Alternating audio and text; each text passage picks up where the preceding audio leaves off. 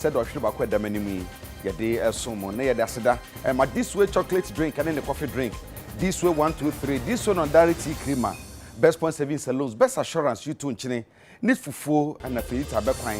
special isusuo no special drink nso edi makoti saa nyuma kue na yakasebo yi wamo afa ho kana de bedi makoti ne bi ni se mampani ede na anu ebo apro ewo bono ene ahafo mantem ye de ho nsem ebeba na nanom ahefo nsem odon so omo ka fa mampani dwumedi odi ehu so no ne nyina ye de ho nsem ebeba na yakọ sankore amane boy nsaka chese senior high school ho no eja akoto ba bi na ye ma eja no koto ho no se de sitie bia no ye de ho nsem ebebre mu na amama nkaba mko no kokọ United Nations wasam na mekan wo mo chere sese epunsuo no ya yiri ye nim se epunyiri na sese ne epuyiri enti no eye kokobọ kase pa na omde ba wiase nyina we ene nsamodo bi eka ho na mede bremu ifiri abeka junction ship house ewo nkran okọ DSTV obenya yen all channel 360 Samsung Facebook and social media had this how do you kase boy etwagu ewo ho me amenso mo no medin ade Agya Kwabena Africa sabode mu nsam nie Yema Panic Excellence na adodankwa Akufo-Addo ede nnefua beye mienu ebo apro ewo bono ene na hanfo mantan mu sede beye a impuntudwuma hodo bi ekoso wo no botumi de akohyehyɛ so akoyese de si eko na wako bunu ismantan mu kintampo ena mampani akowie na okoye no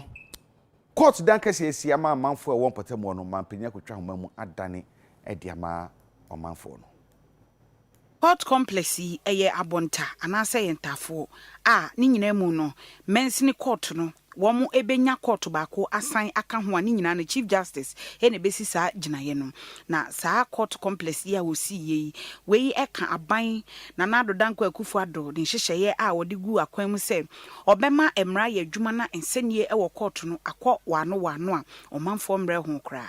eno ena mampanyi April afiwe mu wode asokọbọ fom a wo chese wonum ensi court a ebeka ho eye modern court of appeal complex ewo Kumasi eno ebeboa ama eneyi ye ka atemu adwuma no a wo mo nya bi ewo omanyi etififem se ye ka Ministry of Local Government and District Assembly Common Fund no ena wo mo aka bom se wo mo esi 20 townhouses na wo mo the guest house apeso said the be a court of appeal atemuafo no wo mo ebetena Kumasi a wontu otonko ba bia na eno aboa ama omenye tifefem no wonom enya wo mo de eno nti atifi atoye atifi apuoye Savannah region Northeast region afi atifi ena afi Bono East region, Ahafo region, and afi Western North region near Asante Mantam no ekoba se court of appeal a wo muntu omoto mankran na emum wo betena ho adi asem ewo ho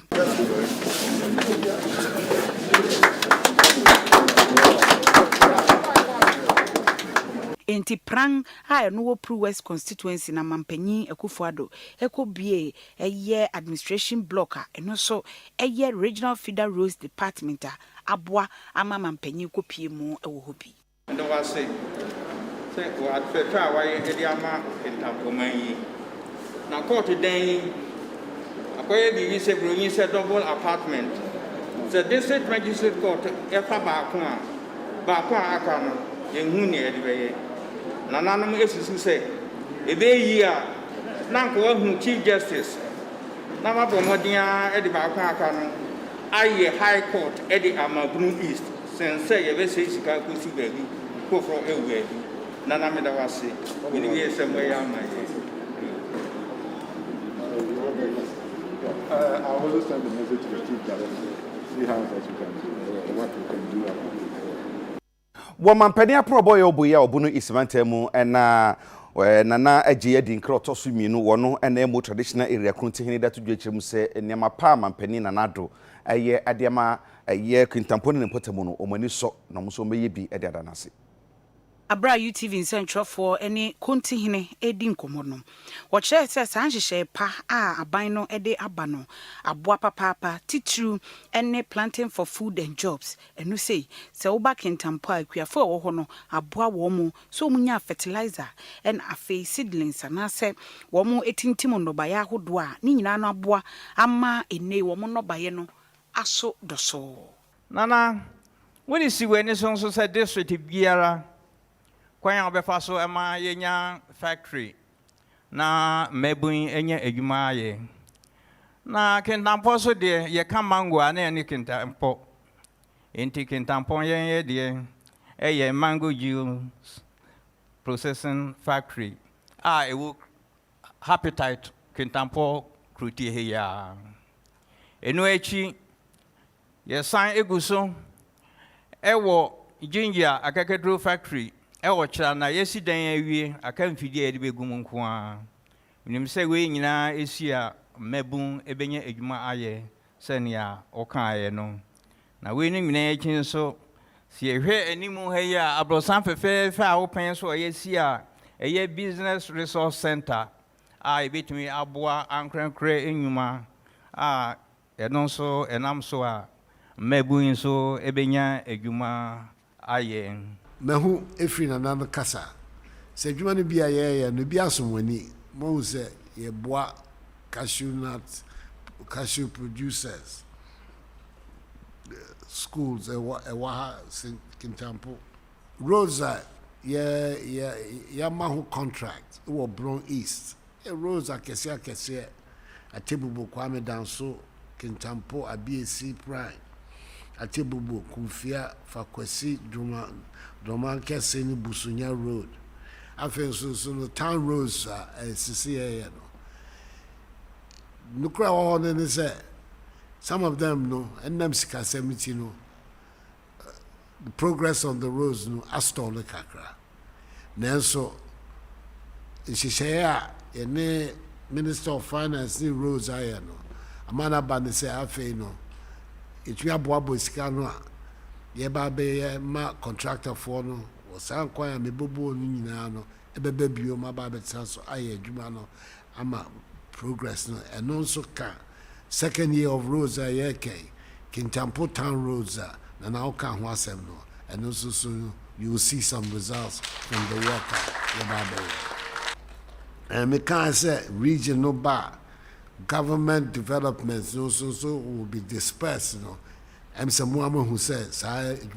Yiguso, Emma, various parts of the region, so Eba Benyasa, various government public institutions are here. Mampede be de excellence Dr. Mamadou Bawumia so akwa kasa na nse mo ka nyina ne se mampede na nado ene na mamu no wokwan bia so fix the country hu de wura nkrofo bo no mampede behwe na wani nyina implemented some bold initiatives and fixed quite a number of problems that needed fixing. In fact, we have fixed many things in the country and we are fixing more. By implementing the free senior high school education for every qualified Ghanaian child, we have fixed the problem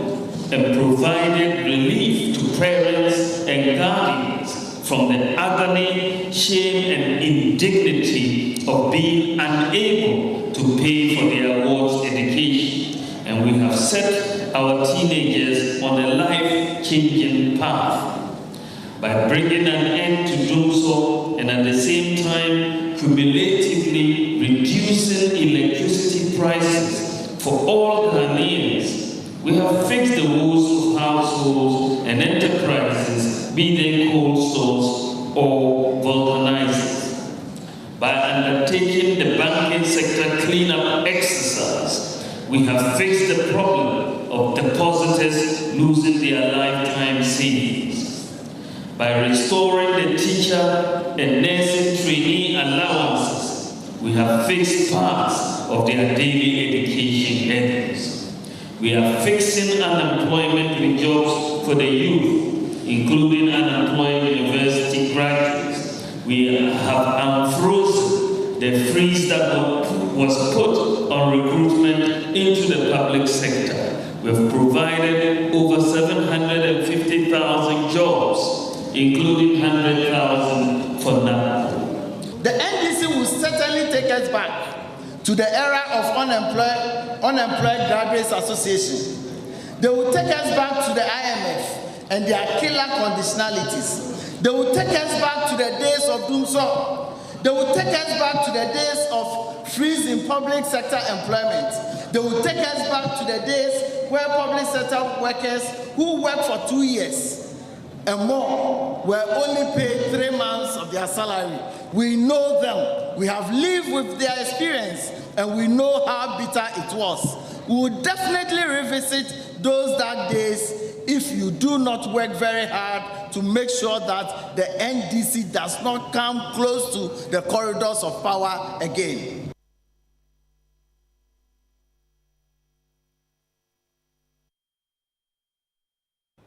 Yeah, to akase bono so na ye kwa awudisam ansen nansen ekoso ewo mayimu obetie na ye se obi ekum obi obeti na esi we ayese obi ekum ne mpena ye baka ye bisi ewo navrongo wo bra police ni abaye bi adamongo misre abanti bi kuku no yususu se na eye ne mpena sanso ena na no pe craftsha de nsroma enkomoba edi efi boase kire sa abanti bi nso wonye efi dunu nan wo chese ne mpena ne no ho no so wono so akwa di ni dom akumawura ne yaya esan susu se wo fa na chi atwempena ene ensemo ahodo bebre so mbaka so a abranti bi hwie acid egu ne girlfriend ene ne maame so ewo okre ene mi ahodo na eno ne yebisa se adenti na ne matiti se ekoso UTV akomontene so ne krofo kodi nkomo kakra bisa so wo mususu se adenti ene binu be ne matisa na nsemo amutu ye no mu ma ye hwe bi me feel say ebia mistrust Ebia on himself is talking to maybe the ex still and Ebia formally Ebia wa cheated that there so ni nyina kan wona Ebia anything small provocation Ebia want me and control ni mu na fe why the unexpected so we need more of psychological control say me control your mental health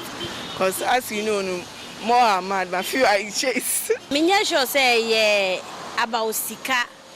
ana say bibi ebe betimi aye pressure ebufuo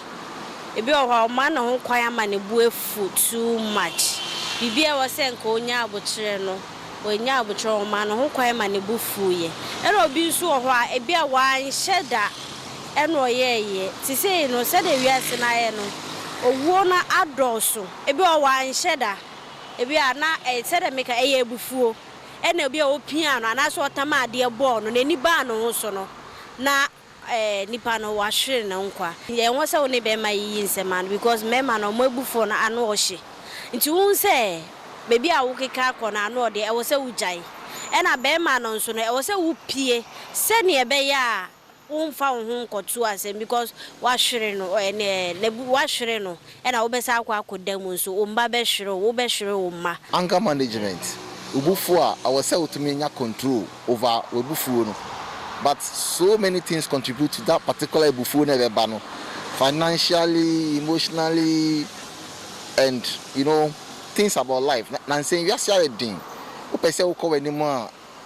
and call person you be built to you want to go to another stage.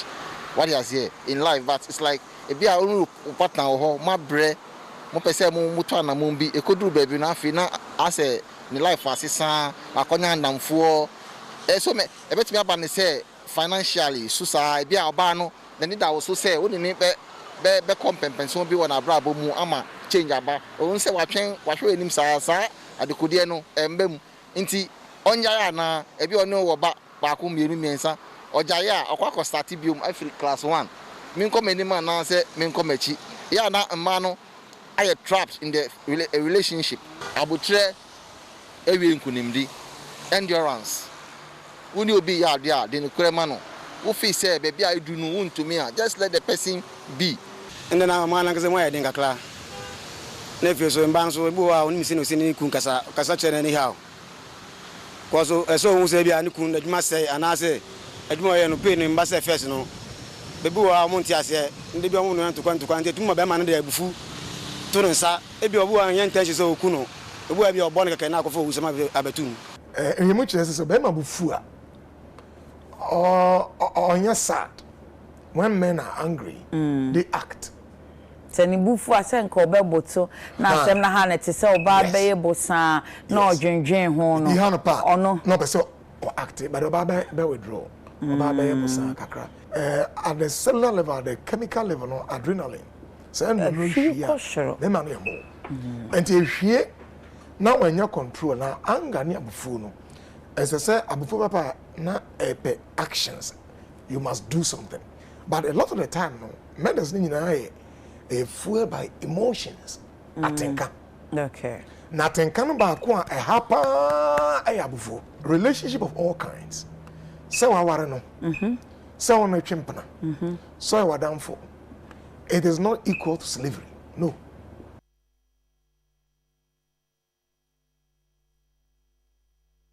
Opedi otwa to kasa ye Professor Joseph Osafo ye ka adwene mu how na adwene mu enchechire mu ne nasefo a tibi amanfo famu wa bin wo mu ye papa na de na do sam tudwa efa efisem basabasa ye ne busuabo mu ne aware ne mpratwe ntamu ewudie ne nema hodo keka ho no wode ho nsem ebe to yenim na ye ko ensem fufuro mu a kwancha for penya be de akira oda Ghana Tourism Authority ano owura Eko Samson e de to dwachim so behia se wo my Ghana yenso yanka sanso wo mu a wo no abusua betumi akase bia ye konsahwe e wo kuro we so enyo omanfo froso Ghana he ya e bia ofi nkra ha me ko ada me ko dahunya e bia me ko doyumu me ko navrungu me ko kumasi yo sansahwe de betumi aboa pa moman ye sika samatumi je na wo nipa na ka so akra no onso wadwene matumi ada ho fan. Ora Eko Samson de asem wei atu edwa ni nyina no na woka se ene se ye kansra hwe adwuma betimi akoso a na se bia ye mamu ha esese yetimi eton yie na ye bohu dawro na amononefo timi hunu no matimi aba ama ene wo mo soso ama man na nyesika oso kwa man ni biso a se ye ka tourism anansra hwe a afimpinu ni edu enkono no wiase nyina no na eno na aboa a ama sikasem ejina ne naso. We wanted people to know that Ghana has a lot of attractions. God has blessed us with everything. Ghana, I say that Ghana, we have everything. If you look at natural attractions, if you look at historical attractions, there is virtually nothing, on earth that you cannot find in Ghana. And that means that we have to also appreciate our own, what God has given us. Unfortunately, people are going to Dubai, they are going to other places, but we have everything. Talk about nature. When you go to Volta region, every scenic attraction that you want to see, whether it is waterfall, whether it is mountain, whatever, you can get it in Volta region. And if you look at our own central region, historically, if you want to visit all the heritage tourism sites, the forts and castles built in, date back to almost 14th century BC. Most of these are found there. That's where most of the African Americans were shipped to the diaspora. And we have more than 30 forts and castles in Ghana. Ghana nyumtuni a wajidin eye Reggie Rockstone ono so ekasai say all are Ghanaian, and as we speak today, if you were to speak to a young Ghanaian in America or in the UK somewhere and you talked about Ghana, they would know sorry. That's what they would connect to. Yeah. And so on and so forth. And so back in the day, I remember when you would connect to our uncles like Uncle Konimo, Uncle Kodroentry, they were all contributed to the soundtrack of the country. J. Foley, Centroni, or no so dear futu ma mebuno, say, had you just decided that, you know what, instead of going to post that negative thing, I'm just going to drive by the Independence Arc or Square and post one thing there, at least every single month I will just take, and we are about 30 plus million Ghanaians. Out of it, we see about 4 to 5 million are on Twitter. Even if we have 1 million Ghanaians decide that every single month they will post one good thing about their country, just to invite the rest of the world to come and see. Because people would travel the world for you because it's your home. Info ashita wa miahudu bit sɛ Burkina Faso mamu a wo mu huna ma ne person se nipa bonfo yi e de tuni atope di amimo ho anya sem kuma kra ne no na yeso afa wo hwe nsahwe wonsam so ononyamfo Dr. Ibrahim Muhammad Awar e de ato nananam ne ahemfa hodo ewo nkuro ahodo a ye ne sa ma ahodo no bohye no se ye nyina ye moa sa nipa bonefo no se ne be ya ye moa ye ho se ne be ya sa nipa bonefo no ebi ema wo man yi mu. Afin pinone aduono baako Panafest ana Emancipation Day dwumedie koso mfimfini mantemu na oswafo nmunyamfo Ibrahim Muhammad Awal kire se wonwanya nyoma bebre mpuntuo bebre akoso ni nyina ya asomdwe ene omanyi sedi yesi egina ye nanso na aban no eye de obetimi bia sedi ebe ya dayeson ese wobebo ensahwe ehu dawuro akọ amanone ne anuanom a wo mu efri amanone eba no wonsa beka wo chefa no wahunu de yeye no ne nyina so etimi akoso. Ghana is a home of Pan-Africanism. Ghana is homeland of the African people. So please be free, help us, come and let's integrate and share ideas. Our forefathers, like our president said, had dreams. We in our generation should make sure the dreams are actualized. We are no more longer dreaming. We must work to ensure that those dreams are real. One other thing I want to urge Nananum is that we cannot achieve development without peace. These days, in the South region, there's been a lot of jihadist activities. From Burkina Faso to Nigeria, it's not good. I want Nananum help us, the security agencies, to stop all those with illegal activities who want to undermine our country. We cannot have tourism development or development in general if we don't have peace and stability. So if you have some all of us, and I want to urge you, support government to police our borders and make sure that investors and groups who want to destabilize any part of this country will flash out. We need absolute peace to ensure that we create the jobs for young people, we have the food that we want to plant, and we have the jobs that we give to our people. But first, it's a very sobering moment, and I think that we have a lot to do from this evening. I just want to only thank everybody for your role and to assure you that government continue to create pathways and to initiate processes and programs that will ensure that the black man or the black woman get our position in the world. Jumedie yase no mfimfini mantem so afo nmunyamfo Justina Marigold asan ono so say the world is constantly changing with rapid technological advancement and shifts in the labor market. The emphasis on the quest to defend our existence and heritage is now about fighting mental battles. Our survival as individuals, as a nation, depends so much on acquiring the requisite skills and knowledge to keep up the pace with the rest of the world. It is therefore important for us to collectively, responsibly join Nananum opinion leaders, parents, religious and traditional authorities to focus on encouraging our people, especially the young ones, to acquire formal education alongside our traditional values. These are the tools our future leaders will need to fight their mental battles. Nananum, ladies and gentlemen, the government is putting in place the necessary structures to create the congenial socio-economic environment for individuals to develop their potentials and also to increase private sector participation in job creation and economic development. We can collectively put this agenda forward in an atmosphere of peace and togetherness. The Krakra Muno President ya wodam fimfini mantem na nano matana nkunya no eyo therefore hamu akwa buadu a otoso nwotwe. Oni UTV nsentro nso kasa ye mane ka kire aban se. Aban ye de obetimi bia emma ye nuanom omo wa amono no. Omo mebie nnwuma wa ha na omo bie enwuma ebeboa enti aban ne wo ne nsem ewo to ene nnwuma epampam wo mo no so. I wish to encourage you to join us. Bearing in mind that a journey of 1,000 miles begins with a single step, and it is important that you do not hesitate to come home. It's electric boogie. We you know my woman on it. We gonna for be gonna for before abroaching a Ghana for. Na no near Samba Quay. Na ye call a same dumping. Ye nyanity, yes, a woody same biacoso. Ye nim bibi free said this year, Kwabena Asoma, Yana Musini, Oscar Daudas is a one concussion. Oscar Sotiman Kama, na a hifa, and na Sassam Bonnier seed, a band saying.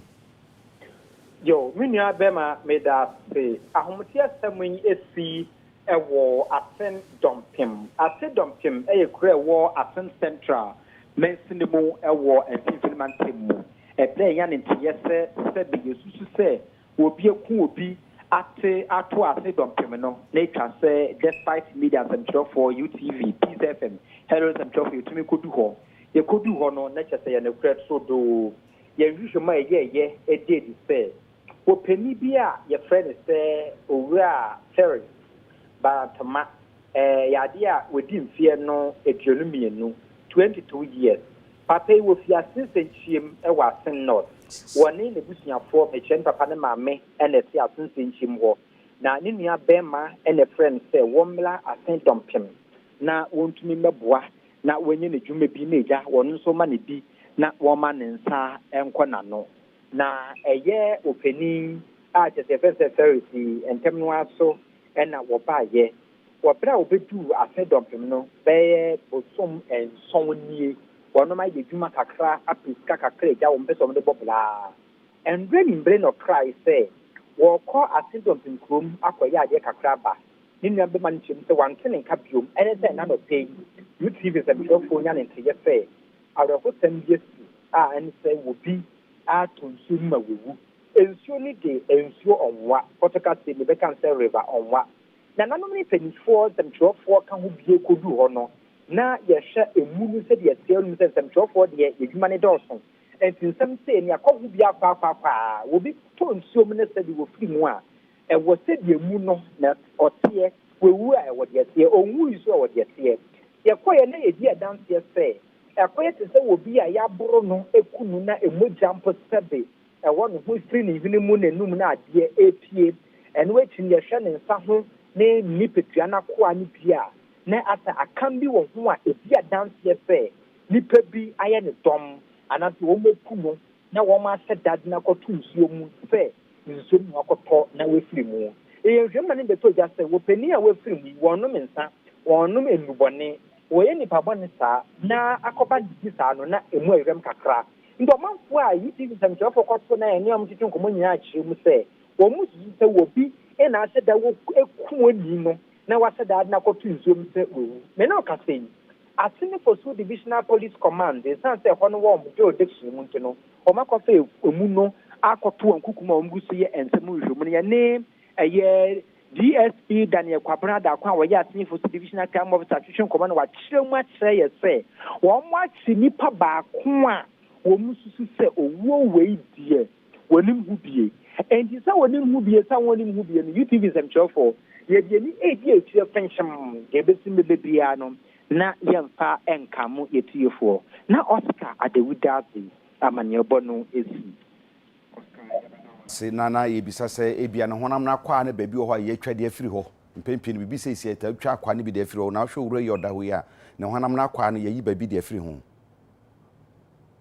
akwa ne deɛ UTV nsɛmtwerɛfoɔ di adanseɛ sɛ na yɛntwa biara mfimfiri hɔ nanso yehu sɛ obi koto nsuo mu a sɛbe yakɔ yɛayɛ adwuma no akyɛ UTV nsɛmtwerɛfoɔ yɛayɛ akyɛ nti yɛkɔ bibi saa na yehu sɛ nipa no wɔ no nsuo na nefu ahyɛ nefu hyɛ saa wie no a na afei sɛbe wɔfiri mu na wɔni yehu sɛ sɛbe emogya fini mu na numu afei max bi anaa biribi deda ahyɛnsodeɛ bi deda ne nan ho ne nsa ho te sɛ wɔ bi a yaboro no ankasa pra no a kyerɛ sɛ yɛato n'akyene beebi ɛnti no na kyerɛ sɛ saa na ɛyɛ akyerɛ sɛ wɔbi ne yɛsusu sɛ wɔadi ne bɔne ɛte saa na wɔde no akɔto nsuo mu nua bɛma Oscar di asɛm yɛkyi ma yɛ na hwehwɛm bi bebebia no ma yɛne yɛahwɛfo nyinaa ɛnti yɛnua Oscar Dawudazi ɛna yɛte ne nkafi asɛm dɔmpem wura bi a nipa bɔnfo bi isusu sɛ yakoku no agya no amu no ɛde ato nsuo mu yɛbɛfiri hɔ ne yɛde ani akyerɛ sunyane ɛyɛ bono mantam no kuropɔn na ekura a wiemhyɛ gyina brɛ ɛwɔ hɔ danso ɛhosɛm no sɛ nsase a atwa wiemhyɛ gyina brɛ no ho ahyɛ nyina na amanfo agya bɔ sɛ sisi adan na nana no matra kunyo bono mantam mu ɛbɔ kɔkɔ so obi biara wakɔfa asase ne bi de asi dan no ɔmpɔ sɛ dan no so obetutu so bɛn dan o fa kwesa sanya de a wɔm so mu a ɔmo ne wo ebedi ne bɔkɔ koraa wiemhyɛn gyina bia nsase ɔmanfoɔ fa na ɛfa ɛnam so ma nananom atena nkonwa wɔnom wɔ bono region wɔn akɔpiem wɔ hɔ ne kɔtwa bi si kɔhwɛ na wɔn ankasa hu sɛ die si etie ɛno ɛna bra nsɛntwerɛfoɔ ne ɔkokyere dɔm sɛkyiako a wɔtɔ so mienu ɔno ɛyɛ drɔbo manhene a wɔno anso ɛyɛ panyina bɛdi akyire ɛwɔ nananom atena nkonwa ɛwɔ bono no wɔkyerɛ sɛ wɔn de wɔn ani hwɛ mu ma yɛ mu hwehwɛ mu wɔn a ɛtɔn sase de ma sɛ nipa yi so wɔn yɛ nipa baako so wɔn yɛ adwumakuo anaasɛ nananom atena nkonnwa no bi na ɛtɔn yɛ ɛde ma wɔn no nipa koro na asotwe kɛse sɛ yɛde ma wɔn no yɛde bɛma wɔn mo ahwɛ yɛ mpa a ebinom a wɔn asisi adan wɔ hɔ no wɔbɛbu adan no na afei asase no ada hɔ ama saa wiemhyɛn gyina bia wɔpɛ so ɔyɛ no watimi ayɛ yɛ kasa yi ɛbra na ɛsɛ sɛ wɔde wie no empo wantumi anwie ne saa ɛno ɛna nam so ama ɔkokyere dɔm sɛkyiako ɛne nadehyeɛ anaa ne manfo akɔ a wɔn kɔ akɔhwɛ sɛ deɛ esi ɛtie deɛ yɛbɛto yɛ nso a ɛyɛ ahomte kakra ɛyɛ kwane a nkurɔfoɔ afa so asisi dane abɛn baabi a aeroplane no osi a obefa ema eyehu sɛ yanhwɛ yi a da bi ebetumi de ɔhaw kɛseɛ paa aba nti the regional house of chiefs na yɛ ne sɛ yɛnka wɔ iso yɛbɛfrɛ meeting ama bia ne ho wɔm bi wɔ sɛ yɛde asase ɛma wa ɔma aba na ɔma bɛkyerɛ deɛ nti a aba ne saa nti ɔmo kyerɛm na sɛ yɛhu sɛ ehia sɛ dan no ne bi koraa yɛbɛbubu a yɛbɛma babu yɛbɛfiri sunyane airport nsɛmsɛm ni akɔ wɔn a ɛtɔn tomatoes na afei wɔn a ɛdi ho dwan wɔn ko ba time kyerɛ Tomato Traders and Transporters Association of Ghana wɔn de nsɛm ahodoɔ bi ato dwa ɛkyerɛ mu sɛ nneɛma ahodoɔ bi ɛwɔ hɔ a ɛmmoa ama tomatoes adwuma na wɔn yɛ no nkɔ n'anim koraa kyerɛ sɛ akuafoɔ no bi ɛde nneɛma ahodoɔ bi ɛfrafra tomatoes na ɛbɛwi aseɛ no tomatoes no ho kɔɔ nso bɛpɛ mu no na ɛho nyinaa ɛmu nyinaa kyerɛ sɛ tomatoes ɛnyɛ hwee ɛmmerɛ nanso na ɛho no abere kɔ hɔ ɛna wɔkyerɛ sɛ ɛyɛ niyɛ bi a ɛha adwene kyerɛ sɛ ɛhwɛ yɛn ho bibi paa yɛn ɛna wɔn yɛ tomatoes adwuma ɛwɔ fɛtɛntaa kurodua mu na yɛn nso yɛba abɛfa supply Ghana afanan nyinaa na yɛba wɔn nkyɛn a ɛm sɛ nneɛma bi kɔ so a ɛntwa yie sɛ yɛama ɛne wɔn a mehyia ne yɛnkyerɛkyerɛ yɛn ho yɛn tutuutu yɛn ho fo a ahwɛ yi a ɛbɛtumi dako aduoyɛ ne bɛba ɛde ntɔkwa bɛba yɛn ne wɔn ntɛm a yɛmpɛ no saa ɛkɔpa so wɔn yɛ enuanom a akuafo a ɔmodɔ ɛde ama yɛn na yɛn nso yɛatɔ ɛde akɔ supply ɔman afanan nyinaa sɛ yɛba ha ɛdi nkan obroni sɛ packaging o packaging adeɛ egu biribi adaka mu no ɔsɛ ɔwɛhunu sɛ wode nneɛma papa yɛ den ɛde egum na wagye ɛso ɛboɔ ɔbaa no nso atua wɔ so ɛboɔ na wɔadiɛ yɛn nuanom akuafo a wɔ ha yi ebi etumi twitwa edua koraa de gu adaka no mu na ɔmate tomatoes egu so sɛ bɛyɛ a adaka no bɛyɛ ma ɛntɛm na sɛ koduru nkran na deɛ ɔbɛfa akɔtɔn ama consumers no nso bɛkɔ bidi ne nsa bɛnum akɔduru aseɛ no ɔbɛhunu sɛ sɛ na nye tomatoes nko a ɛna ayɛ adaka yi ma na emom no yɛtwa enua ɛde egu aseɛ adeɛ baako a ehia me titiro ɛnɛ fertilizer ɛho asɛm ne boɔ edumre bi a na ɛho asɛm ayɛ din ama kuafoɔ adwuma yi nso so esan sɛ ɛnɛ nkɔlahwɛ ɛne deɛ keka ho nti sika ntra nipa nsɛm wo ya yɛhunu ha no mo afi akuafoɔ yi bufa so ɛkɔ ba yi bosome kakra bi ubusa ne sika na ebi ne obiem ɔsɛ bɛhwɛ adwuma no ase a agye sɛ ɔsɛ nya bosia enti sɛ nka agric minister hɔ na nka deɛ mɛsrɛ na ne sɛ afisia na ne saka fertilizer ne nnura yɛde yɛ tomatoes na ɔnkae fɛtɛnta man na ɔmfa bi mmra akuafoɔ no ebi a yɛkɔduru bush hɔ nom a yɛatena ase ɛsɛ sɛ kuro no mu mpanimfoɔ mu wɔ mu frɛ yɛn na wɔn ne yɛdi boɔ no ebi aboɔ no yɛbɛbie yɛn ano a yɛbɛka baako mmienu no esan sɛ ntɔsi ne ho ayɛ den nti no akuafoɔ no ɛsɔre a wɔn si o ntɔsi no yɛsɛ yɛn na deɛ sɛn na yɛbɛtɔ no ebi kura ɛmaa na yɛaba no wɔn ma yɛn nka nea yɛbɛtumi ayɛ dɛ etua na wɔn ama me anka deɛ mɛtumi etua yi so deɛ na kyerɛ sɛ wotwa wo boɔ no de ma me a na me so me fa me ho adwene se dura nwumra me so me hwe sika esesa me so me di kodwoma emo meka eno no na akoye ye ne akuafo no ntam ntokwa obi okura ne nioma na obeti na nye ebo no so ntimi ntonto sika ama na wonka se watu abo no nyina 1000 Ghana cedis enti se sia ne yeso ye pese akuafo no ye ma ye ne se wo uba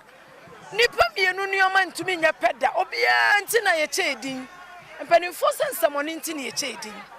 obia wona fuomu nioma ebia wo de ne me de ne nya pe eno nche se metwa ne 10 million ese metua 10 million ma ebia wo de be ye bia 800 ebia obi de be ye 900 obi de be ye 1000 enya pe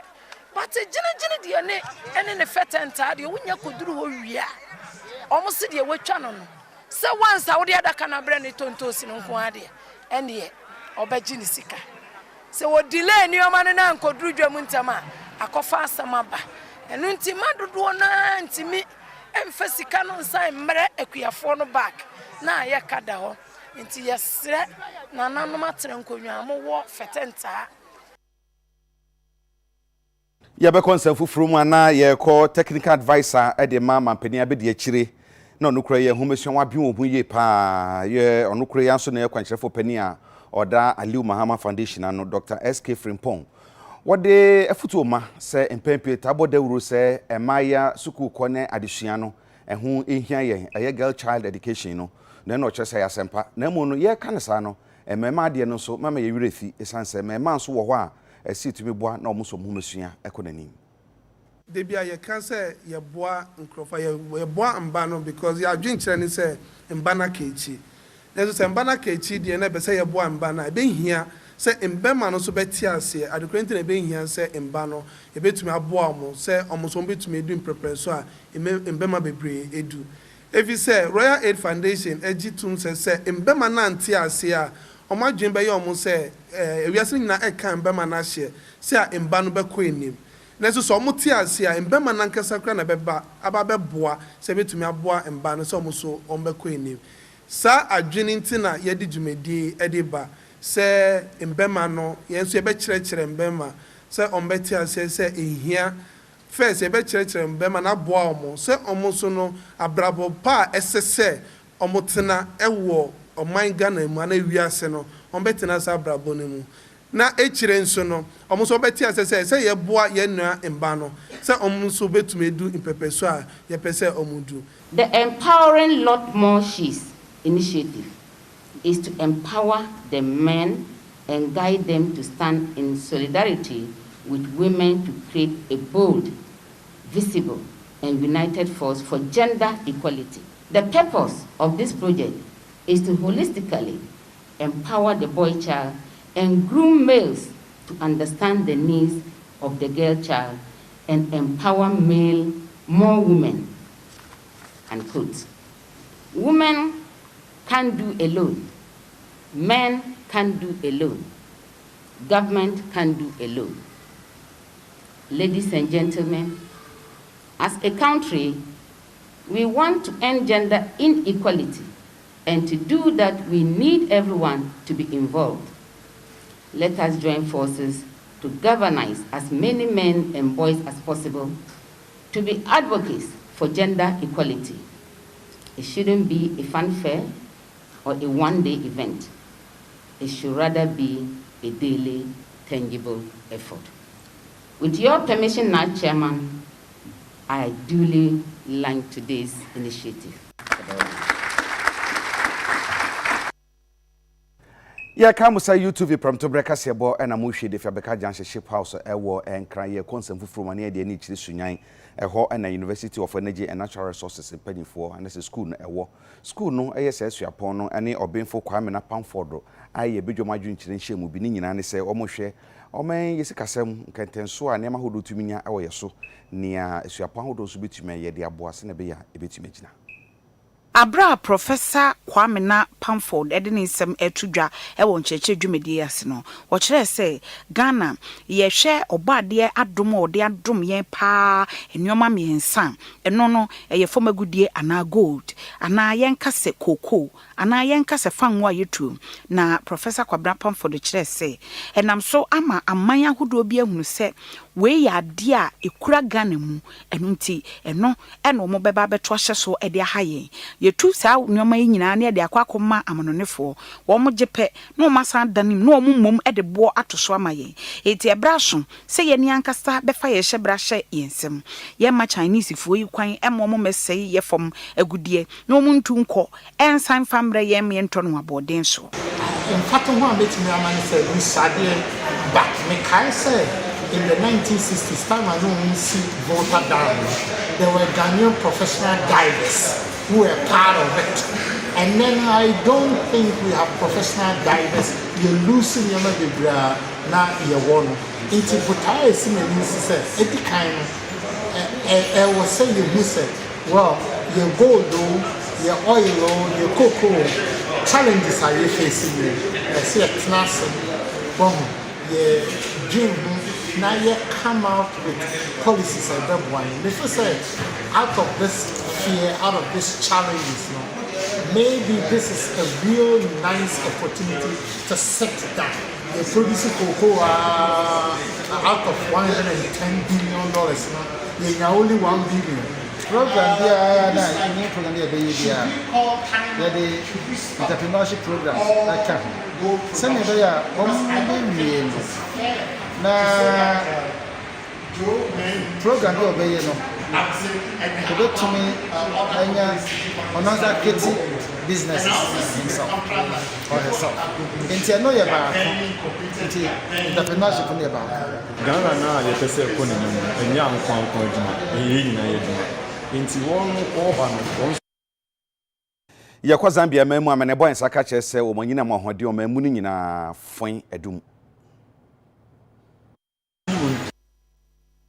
enura kwasie die Zambia man na mfa na hoguno so kra adehia ewo ho yedum kanea ema oman ni nyina ye hwirehwire na abra won mo ahwe nkanea so ewo ho a wokọ wo mahinkro lusaka mu a Copper Belt region ni mu no na kyese nyoma nko yie kura ema wo mo hwe nkanea so de betu dwa se enye won mu a na wo mu nima de property ama nkanea ye dum ene don hwiri bebre se ye hwe Zambia man no mu a ba bia wonum emines no wonum wo se wo mu edi wo mani eche emergency diesel power so ansana wonya nkanea ma wo mato wo adwuma so nyesa enkede wo ye ne kese pa na ebaye na ne nyina no ne mpanimfo kye se wo mu ehwe kwan yo mbefa so na wo mu aye hwehwemu de enti akanea no edum ye sesi ayi de o kire se enkanea no a odum no no ehadwene e wo Zambia man ni mu ema na enye ahogono sokra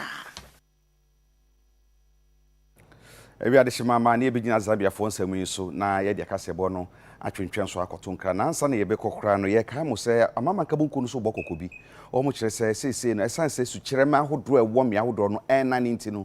ma punsuo no kwa na ekosoro nti yire na punsuo no so eyiri nti we kokobọ a wo mo de ma na nyina sasam no so ni ntwa wo ye ba gudie mu nsama nsaka no Romeo Oduro ade bebreye